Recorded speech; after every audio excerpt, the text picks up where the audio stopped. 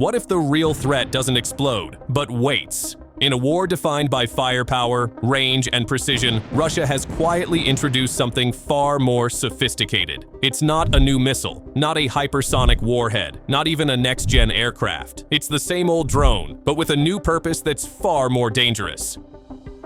Meet the modified Geran-2. Once known for its kamikaze-style strikes, it now plays a slower, smarter game. Instead of detonating on impact, it drops anti-tank mines mid-flight, turning roads, routes, and rear zones into traps. And this shift?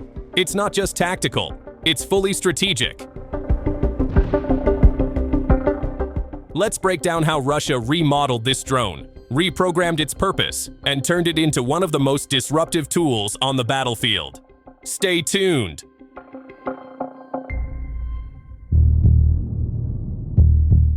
In the mid of 2025, Russia pulled off something that caught even seasoned military analysts off guard. It didn't unveil a new aircraft or missile. It didn't field an exotic prototype. Instead, it quietly reprogrammed a weapon that NATO thought it already understood. The Geran-2, long regarded as a one-way strike drone with a singular purpose, explode on target, has re-emerged with a different role entirely. It no longer simply hits, it disrupts. On the surface, it's a minor adjustment. Beneath, a strategic shift. The information was released on the uncensored news Telegram channel. Instead of carrying an explosive warhead designed to detonate on impact, the Geran-2 now mounted external racks holding PTM-3 anti-tank mines. These mines are released mid-flight, armed upon landing, and left behind to do what mines do best, waiting in silence. They lie still, invisible to the eye, triggered not by pressure, but by proximity. Designed to detect changes in electromagnetic signatures, the PTM-3 detonates beneath armored vehicles the moment they get close enough. What was once a loitering munition is now a tool of remote engineering, a flying denial system. And this shift has landed with sharp consequences in Ukraine. The deployment isn't theoretical. Ukrainian forces have already reported the presence of these modified drones, particularly in Sumy and other contested eastern regions. On-the-ground findings, backed by satellite imagery, confirm that cassettes capable of mine release are being mounted on the drone's undersides. The drones are launched from repurposed infrastructure, such as airstrips in Donetsk, now converted into operational hubs for Russia's drone fleet.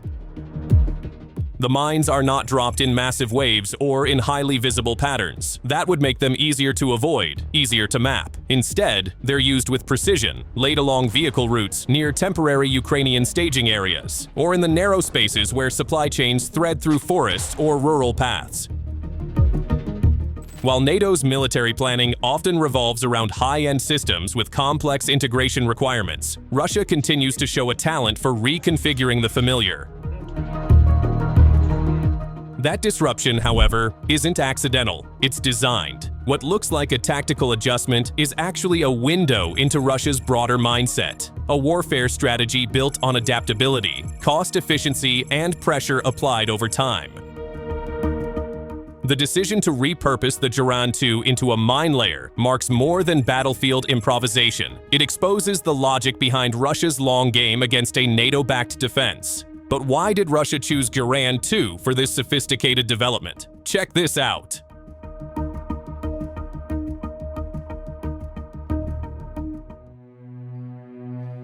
Russia's decision to use the Geran-2 as a mine layer isn't just a shift in tactics. It's a way into its broader approach to modern warfare, especially when faced with a well-armed adversary backed by NATO intelligence, equipment, and logistics.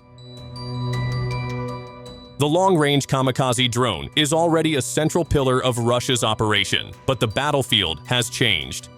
Static front lines, deeply entrenched positions, and the grinding pace of modern attritional war have made high-speed breakthroughs rare. What matters now is not just what you destroy, but what you prevent from moving. The ability to restrict mobility, even temporarily, is becoming more valuable than launching a high-risk direct attack.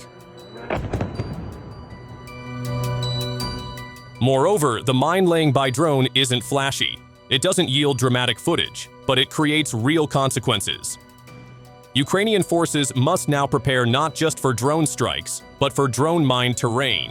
And while Ukraine has become increasingly effective at downing incoming drones, especially with NATO-supplied air defense systems, intercepting a mine layer before it releases its payload is far harder. Even a single mine dropped behind the lines can interrupt a convoy, slow a deployment, or halt a rotation of armored units.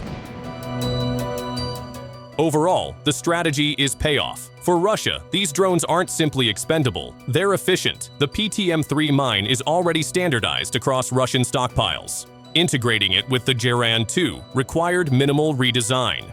From a production standpoint, it's scalable. The Yelabuga plant, along with other drone fabrication centers, can modify existing frames for mine deployment in volume. And because the drone's architecture remains largely untouched, Russia doesn't need to create a new platform. It just expands the role of the one it already has.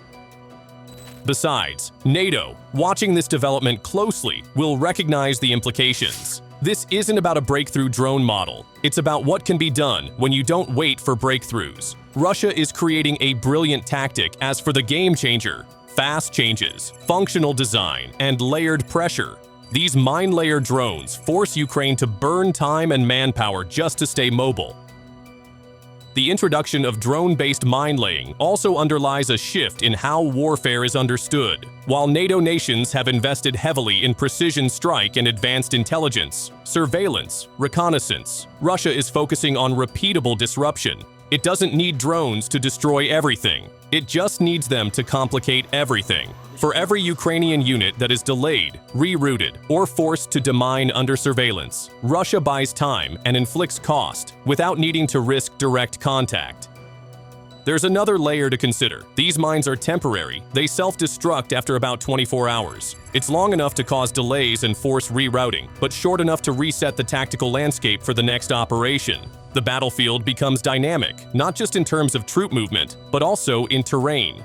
Russia is effectively creating shifting no-go zones with a cheap drone and a pair of mines. For Ukraine, the path forward is difficult but clear. Adapt faster than Russia can iterate. Neutralize drones before they reach drop zones. Accelerate mine-clearing procedures. Integrate counter-drone protocols into logistics planning. NATO support helps, but even advanced technology has limits when faced with persistent, low-cost threats delivered in volume. It's a long game now, and Russia is showing it knows how to stretch its position on the battlefield.